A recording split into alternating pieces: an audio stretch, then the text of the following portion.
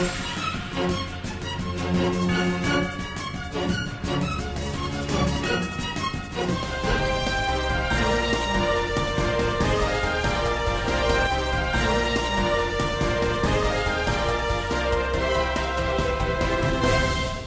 आप देख रहे हैं इंडिया लाइव न्यूज। मैं हूं मुकेश शाही। आइए अब नजर डालते हैं आज के प्रमुख समाचारों पर। नोटबंदी के कारण लोगों को काफी दिक्कतों का सामना करना पड़ रहा है। वहीं चंदौसी के प्रथमा बैंक और रोटरी क्लब ने लोगों को ई बैंकिंग प्रशिक्षण देना शुरू कर दिया। जनपद संभल के चंदौसी में नोटबंदी के चलते लोगों को आ रही परेशानियों को देखते हुए प्रथमा बैंक और रोटरी क्लब पूर्वांचल के सौजन्य से ई बैंकिंग प्रशिक्षण के लिए अलग अलग स्थानों पर कैंप लगवाकर समाज के लोगों को जानकारी दी। फुबारा चौक पर लगे कैंप का उद्घाटन सांसद सत्यपाल सोनी ने किया और सांसद ने लोगों से यह कहा कि विश्व के अधिकांश देशों में नगद लेन देन सीमित रह गया है। मोदी जी ने बोला था कि हम जेबों के अंदर जो नोट रखते हैं इसको शायद किसी को आवश्यकता नहीं होगी। मोबाइल सबके पास है आज की तारीख में, तो मोबाइल ही कैसा हमारा बैंक हो सकता है। इस दृष्टि से कहीं भी हमें कोई चीज़ खरीदना है तो हम आराम से मोबाइल से पैसे ट्रांसफ़र कर सकते हैं। तो एक प्रकार से आप सबको सिखाने के लिए आज ये जो सेंटर खुला है, तो मैं NIC के और बहन संगीता जी को सभी बच्चों को बधाई देना चाहता हूँ कि इतना बढ़िया ये सेंटर है। और चंदौसी में कुल मिला के आज आठ सेंटर खुल रहे हैं।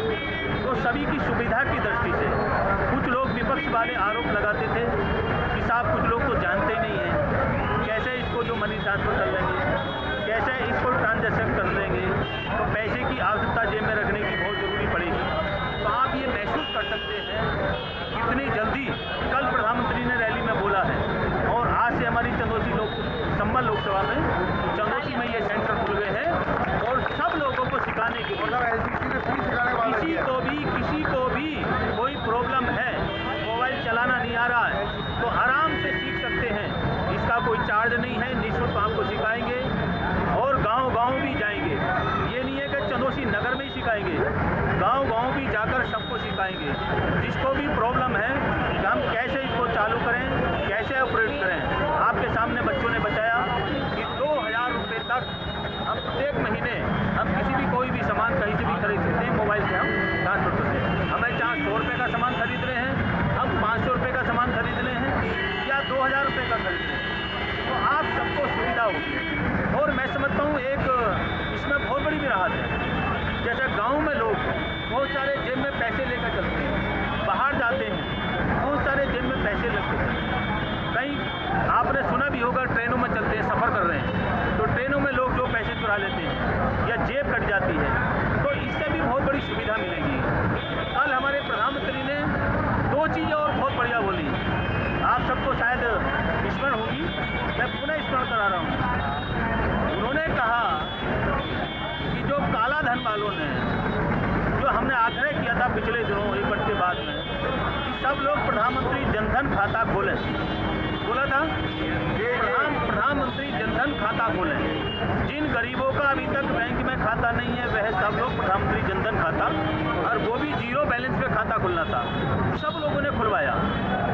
और आपने देखा कि कल और जब से नोटबंदी का ये प्रकरण आया है तो बहुत सारे प्रधानमंत्री जनधन खाते में सबके पैसे आ गए, बहुत सारे लोगों ने पैसे बना दिए। तो उन्होंने आग्रह किया कि जिनके खाते में पैसे आ गए हैं, प्रधानमंत्री जनधन के तहत जो खाते खुले हुए हैं उनमें पैसे आ गए हैं, कोई उसमें से पैसा ना निकाले। और मैं कोई इसका जो है सोल्यूशन, कोई समाधान, कोई नियम बनाने के लिए सोच रहे हैं कि जिन गरीबों के खाते में वो पैसे आए हैं वो पैसा गरीबों के घर चला जाए, और जिन्होंने वो डाले हैं काला धन उनके खिलाफ कार्रवाई के लिए हम विचार कर रहे हैं। डिपार्टमेंट नेशनल इंफॉर्मेटिक्स सेंटर के सौजन्य से rotary club of Chandausi Purvanchal द्वारा ये कैंप 8 जगह लगाए गए हैं। हर बूथ पे हमारे रोटरी मैनेजमेंट इंस्टीट्यूट के बच्चे हैं जो पूरे दिन करीबन 3 बजे तक जो भी पब्लिक आएगी उनको use of mobile, use of Paytm, use of ATM and E banking के बारे में पूरी जानकारी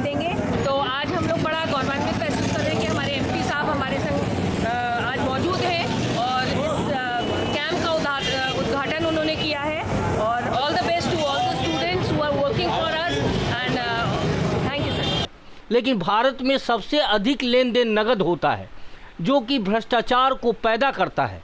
समाज सेवी एवं आयरन लेडी संगीता भार्गव, परमेश्वर लाल सैनी, पंकज, श्री सुधीर महलोत्रा आदि इस मौके पर मौजूद रहे। संभल से सतीश सिंह की रिपोर्ट।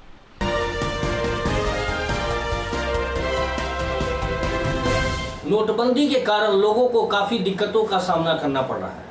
नगर क्षेत्र के शहादतपुरा स्थित भारतीय स्टेट बैंक की शाखा पर बैंक और एटीएम मशीन पर भारी भीड़ देखने को मिली, लेकिन एटीएम मशीन देर से खुलने पर भीड़ आक्रोशित हो गई और हंगामा करने के साथ ही प्रदर्शन भी करना शुरू कर दिया।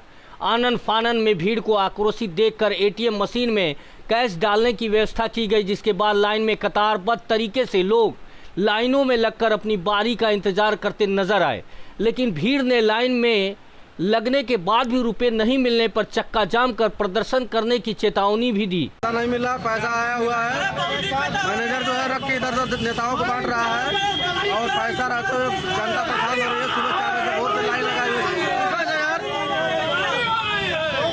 आम जनता जो है 4 बजे वोट से हम लोग यहाँ पे लाइन लगाए हुए हैं, पैसा नहीं मिल रहा है। 3 दिन से हम लोग परेशान है। पैसा रहते हुए मैनेजर यहाँ पे चोरी धांधली कर रहे हैं, बड़े बड़े आदमियों को दे रहे हैं और घूस पे लेके परसेंटेज पे लेके पैसा बड़े बड़े नेताओं को, लीडरों को, सबको दे रहे हैं। खड़ी है आप लाइन में 8 बजे से, तो क्या दिक्कत हो रही है? लाइकन की दवाई के पैसा आइए ना।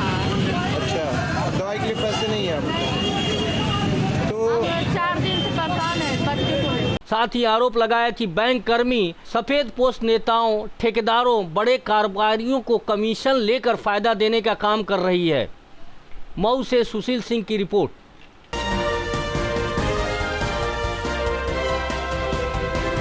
भाजपा का पिछड़ा वर्ग सम्मेलन मऊ जिले के शहादतपुरा में संपन्न हो गया। भारतीय जनता पार्टी का पिछड़ा वर्ग सम्मेलन नगर क्षेत्र के शहादतपुरा स्थित ब्रह्मस्थान बस स्टैंड पर किया गया, जिसमें भारतीय जनता पार्टी सम्मेलन में पिछड़ा वर्ग सम्मेलन में मोहम्मदाबाद और सदर विधानसभा के कार्यकर्ता और पदाधिकारी सम्मिलित हुए। इस सभा के माध्यम से लोगों से अपील किया गया कि जब तक उत्तर प्रदेश में भारतीय जनता पार्टी की सरकार नहीं बनेगी, तब तक पिछड़े वर्ग के लोगों को अधिकार नहीं मिल सकेगा। यह जो भारतीय जनता पार्टी का पिछड़ा वर्ग सम्मेलन है, यह वास्तव में भारतीय जनता पार्टी का समरसता सम्मेलन है और इस समरसता सम्मेलन के द्वारा हम पूरे समाज को यह संदेश देना चाहते हैं इस सम्मेलन के माध्यम से कि भारतीय जनता पार्टी में किसी प्रकार का न तो जातिवाद है, न संप्रदायवाद है, न कोई वर्गवाद है। भारतीय जनता पार्टी शुरू से ही, जब जनसंघ की भी स्थापना हुई थी, पंडित दीनदयाल उपाध्याय जी ने उस समय ही कह दिया था कि जिस दिन भारतीय जनता पार्टी में किसी प्रकार का जातिवाद, वर्गवाद पैदा होगा, उस दिन हम भारतीय जनसंघ को समाप्त कर देना चाहेंगे। आज भी लाइन में खड़ी है और हमारे प्रधानमंत्री जी ने बड़े विश्वास के साथ कहा है कि यह भारत में पहली बार और अंतिम बार ये जो लाइन लग रही है, ये अंतिम लाइन लग रही है।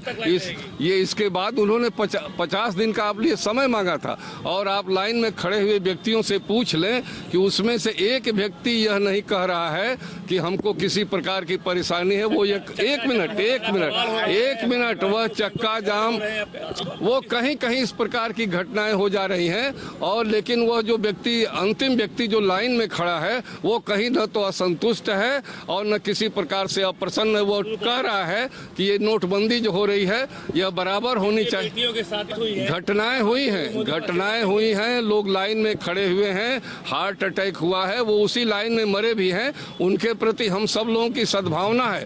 लेकिन आपको मालूम होना चाहिए कि जब भी कोई बड़ा स्टेप उठता है तो कहीं न कहीं यह जो सामान्य जनता आज लाइन में खड़ी है, उसी के वो कष्ट झेलना भी पड़ता है। जिसमें मंच के माध्यम से समाजवादी पार्टी और बहुजन समाज पार्टी पर भी निशाना साधा गया, जिसमें कहा गया कि बसपा प्रदेश अध्यक्ष बहन कुमारी मायावती टिकट लेने के लिए 2 करोड़ का डिमांड करती है। जब तक उन्हें पैसा नहीं मिलता वह किसी को भी टिकट नहीं देती है। जो समाजवादी पार्टी के नेता जो कभी पिछड़ों के नेता बनने का काम करते थे, अपने को दावा करते थे कि हम पिछड़ों के नेता हैं, हम पिछड़ों की राजनीति करते हैं, हम पिछड़ों को लेकर के आगे चलने का काम करते हैं। आज वो तो पिछड़ों की नहीं, लोग कहते हैं कि यादव जात के लेकर काम कर रहे हैं। मैं तो कहता हूँ यादव जात के नहीं बल्कि अपने परिवार के लिए वो काम कर रहे हैं। इनके परिवार में 17 सदस्य लाल बत्ती धारक हो गए हैं और 6 लोग तो जो है लोकसभा में हो गए हैं। पूरी पार्टी के अध्यक्ष, राष्ट्रीय अध्यक्ष मुलायम सिंह यादव, प्रदेश अध्यक्ष शिवपाल सिंह यादव, उत्तर प्रदेश के मुख्यमंत्री, सदन के नेता, उत्तर प्रदेश विधानसभा के सदन के नेता अखिलेश यादव और राज्यसभा में नेता राम गोपाल यादव और लोकसभा में नेता मुलायम सिंह यादव, ये सब लोग एक ही परिवार के न हैं। जब पहलवा गुआ में कहा जाए माई दिया गौधर बाप खुद बराती, यह है दोस्तों। तो इस तरह की सरकार चल रही है भारतीय जनता पार्टी। लेकिन प्रधानमंत्री नरेंद्र मोदी ने 500 और 1000 के नोट को बंद कर दिया है, तो उन्होंने अपने सभी कार्यकर्ताओं को बोला कि अब काली नोट नहीं चाहिए। जो प्रधानमंत्री नरेंद्र मोदी ने लाल नोट को छपवाया उसको लेकर आओ तभी टिकट मिलेगा। साथ ही कहा कि उनकी पार्टी में कोई भी कार्यकर्ता ईमानदार नहीं है, इसीलिए वह कार्यकर्ता बसपा में शामिल हैं। वहीं समाजवादी पार्टी के लोग कहते हैं कि हम लोग पिछड़ा वर्ग के लिए लड़ते हैं, लेकिन समाजवादी पार्टी के लोग बस यादव के लिए ही लड़ते हैं। नोटबंदी पर मुख्य अतिथि ने काला धन पर बोलते हुए कहा कि प्रधानमंत्री का लिया फैसला सही है। जो भी कार्य चालू होता है उसमें थोड़ा परेशानी होती है, बाद में सब सही हो जाता है। मऊ से सुशील सिंह की रिपोर्ट। खबरों का सिलसिला जारी रहेगा, मिलते हैं ब्रेक के बाद।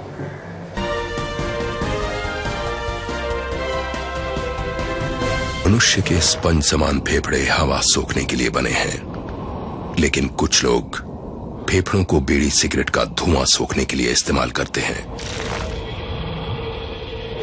एक आम धूम्रपान करने वाले व्यक्ति के फेफड़ों को अगर आप निचोड़ कर देखें तो इतनी मात्रा में आपको साल भर का कैंसर पैदा करने वाला टार मिलेगा। इतना टार आपको बीमार, बहुत बीमार बनाने के लिए काफी है। हम रोज 50 नए मरीज देख रहे हैं, महीने में करीब 1000। 80 से 90% मुंह के कैंसर तंबाकू चबाने से होते हैं। ये मुकेश की कहानी है। मेरा नाम मुकेश है।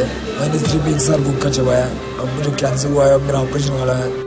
शायद मैं इसके आगे बोल नहीं सकूंगा। अफसोस, मुकेश बच नहीं सका और वो सिर्फ 24 साल का था।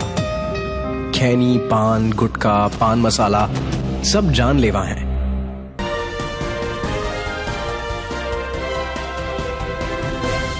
ब्रेक के बाद एक बार फिर आपका स्वागत है।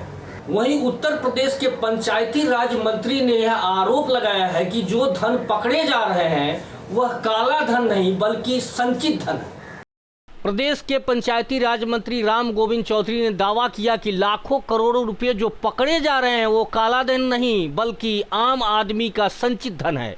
नोटबंदी को फ्लॉप बताते हुए कहा कि कैशलेस नहीं, भाजपा लेस होगा यूपी। नोटों से भरा बैग पकड़ा जा रहा है तो कहीं लग्जरी गाड़ियों में अकूत संपत्ति। नोटबंदी के इस दौर में मोदी सरकार इसे काला धन बताकर अपनी पीठ थपथपा रही है, तो वहीं सूबे के पंचायती राज मंत्री राम गोविंद चौधरी का कहना है कि पकड़े जा रहे धन काला धन नहीं बल्कि आम आदमी का धन है। काला धन तब आता जब सरकार काले धन वालों को चिन्हित कर उसको गिरफ्तार करती, उसको सारा पैसा निकाल करके सरकार के खजाने में जमा करवा। ये जो बुआ जी जिनको कहते हैं श्रीमती मायावती जी, उनका एक बात सुनते होंगे कि अभी कल उन्होंने कह दिया कि जब आगरा से जो लखनऊ एक्सप्रेस बनी वो हमारी है, जो मेट्रो ट्रेन चली है वो हमारी है। तो जो काम अखिलेश यादव करते हैं उसको कहती हैं कि वो हमारा है। तो जब उन्हीं का काम अखिलेश यादव कर रहे हैं तो अखिलेश यादव का आशीर्वाद है, वो घर बैठे, उनका तो सारा काम अखिलेश यादव कर ही रहे हैं। धन हम विदेश से जमा है उसको हम ले आएंगे, सबके खाते में 15-15 हज़ार डाल देंगे गरीब आदमी का।